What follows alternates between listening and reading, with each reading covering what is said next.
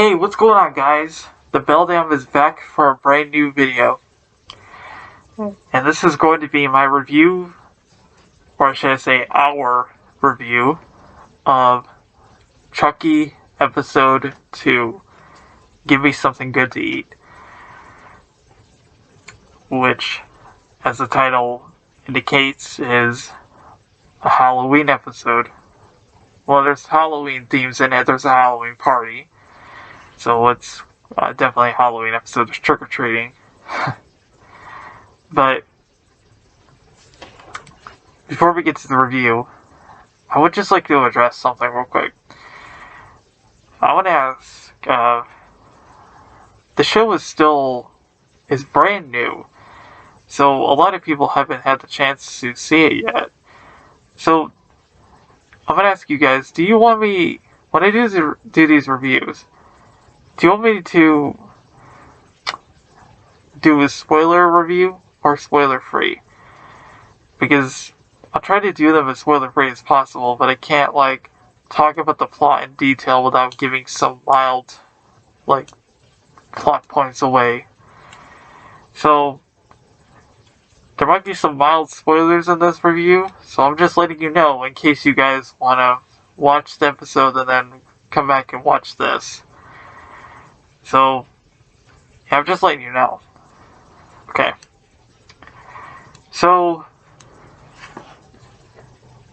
this episode, after I reviewed last week's episode, I think I was unfair giving it some thought. I thought it was unfair in saying that I thought the pilot was a little underwhelming, mainly because these are new characters that I was just getting used to. So we have to, I had to kind of think on it and give their pilots or stories a shot. I didn't hate the episode. Don't get me wrong, I did not hate this episode. I just thought it was I just had to have a chance to get used to the characters because they were brand new. But if you're giving it some thought and letting it sit for a week, yeah, I could definitely see because I could definitely see some potential with these characters because there was a lot to digest with that pilot episode, because there was a lot with our main character Jake and his home life, and Chucky. When he finds Chucky at a garage sale, he slowly starts to influence Jake's life and influences him into maybe a false friendship. And this episode kind of picks up on that, because at the end of that last episode, spoiler coming up, Jake and his dad have an altercation, and Chucky kills his dad via electrocution. Now the way he does it is pretty, I don't know how I feel about it. But he electrocutes him to death. And Jake is... Ignore that. Jake goes off and he has to go and live with his cousin who really doesn't like him. And his aunt and his uncle, who are really sympathetic to his situation. And if you remember in the last episode, Chucky was wanted to talk to, I keep forgetting his name. I keep wanting to call him Kyle or something. Hold on. I keep calling him, I keep forgetting his name. Jake. His name... Chucky starts to form a friendship with Jake, after, in this episode, he kills the maid that is living in his aunt and uncle's house. And, of course, the police are suspecting that Jake or his cousin, they might had a hand in it. Because they're not going to, I don't think they would ever suspect a doll. And if you remember from the last episode about how Lexi was basically, Chucky and Jake were basically re-heckling Lexi after she heckled the audience. And she wants some kind of vengeance. And her whole life with her relationship, even with her parents, from what we've seen, her parents are very loving. But I wouldn't say her parents, like her relationship with her parents is not, she has a little sister. So, you could kind of almost see a parallel. It's not, I don't think it's nearly as bad, but you could kind of see a parallel between Lexi and her relationship with her parents and her sister with Helga and Olga Pataki from Hey Arnold and their relationship. But Lexi thinks her parents, like, they don't give her, I guess, as much attention as her sister, because, and her little sister, by the way, takes a very special interest in Chucky after seeing him at the talent show. And at the party, Lexi's Halloween party, which Jake has, I guess, supposedly been invited to. He has been invited to it. Some stuff happens, and there's a certain point, you've probably heard about this, but there's a certain point in this episode where Lexi has been building up this costume that she hasn't revealed what it is to anyone. And when she finally reveals what it is, I kid you not, it was, I audibly screamed, I audibly yelled, I audibly said, wow, that is fucked up, because of what the costume was. And like, there's an, I know this review is all over the place, but I'm just trying to give you, like, the meat of the story, the meat of the episode of what happens. Chucky has a real interest in, like, wanting to kill Lexi, and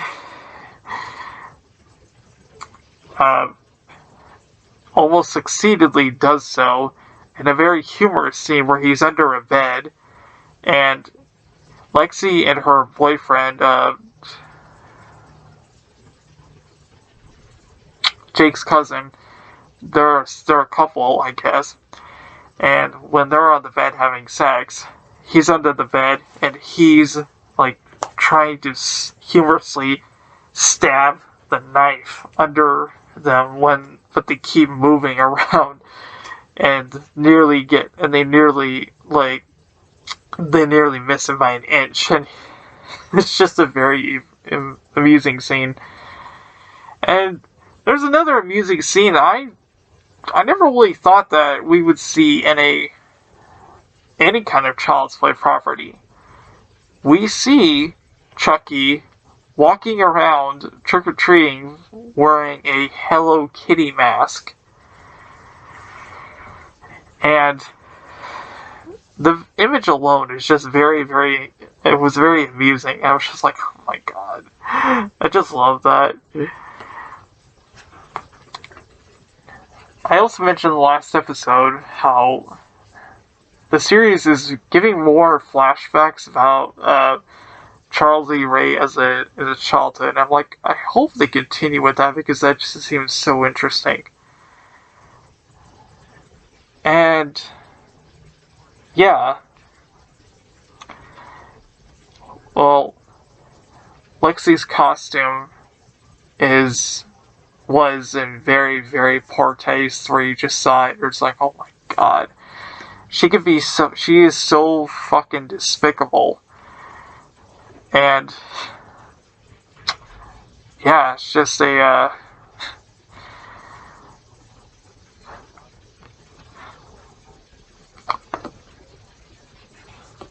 the end of this episode, it's like Chucky he's becoming more and more of an influencer on Jake's psyche. He keeps, like, pushing him, and you could tell at the end of this episode that something big is coming. Something big is going to happen. And yeah, we'll just have to wait and see what happens next. So, yeah, it's not really a lot of detail to talk about. I mean, you're the one I know you can watch the episode yourself. I'm just giving you like the basis of like what I thought of it. I really loved it. I thought it was like, I liked the first episode, but this one I really liked it just a little bit more because we're just getting more acquainted with these characters. And man, I didn't even talk about the Chucky had a couple of really great lines in this episode. There's one scene where he's talking to like his sister.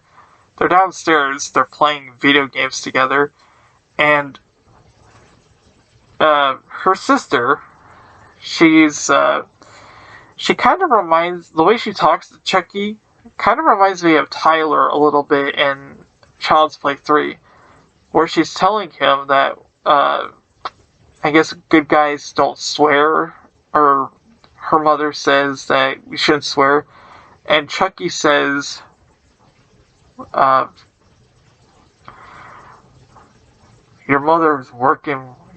he said something like, your mother is working, your mother is working her way up my fucking list.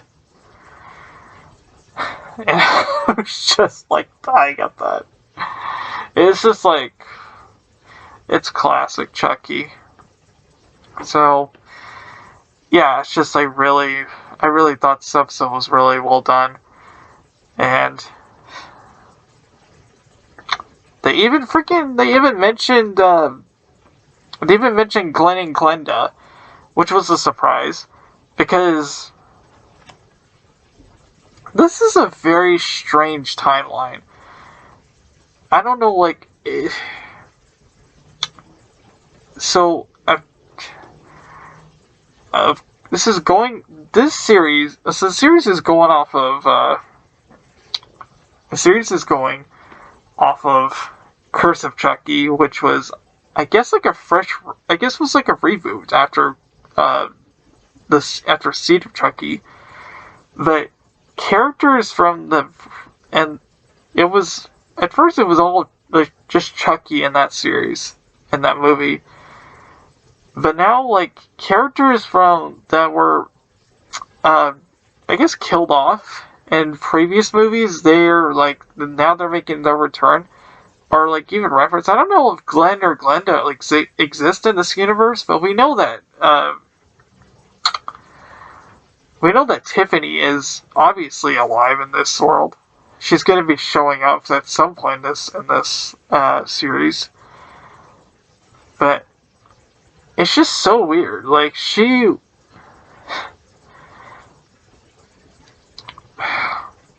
it's like the freaking, yeah, it's just a weird loopy timeline. But I guess it'll all make sense eventually. So yeah, this is a solid episode, and I'm looking forward to next week's episode and see where things go.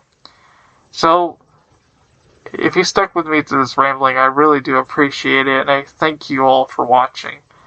And I will see you next week on episode 3.